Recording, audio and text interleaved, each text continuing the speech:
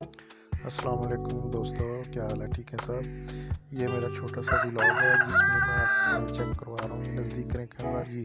तो ये देखें, ये एक ही पौधा है, इसमें जो है ना ग्रेप फ्रूट भी है, बड़े साइज़ वाला, जो उसे ग्रेप फ्रूट कहते हैं। तो वैसे उसका नाम ग्रेप फ्रूट है, ठीक है।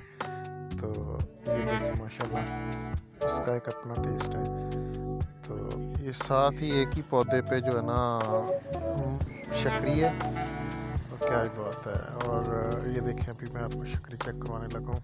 ये एक ही पौधा है, उस पे ये दोनों फल हैं। तो आप जो है ना, अगर मेरा ये व्लॉग अच्छा लगे, छोटा सा है, तो ज़रूर मेरे चैनल को सब्सक्राइब कर लें और लाजमी सपोर्ट करें। माशाल्लाह, क्या बात है। मज़ा आ गया ये सीन देख के ना। एक ही पौधे पे जो है ना दो किस्म के फल लगे हुए हैं।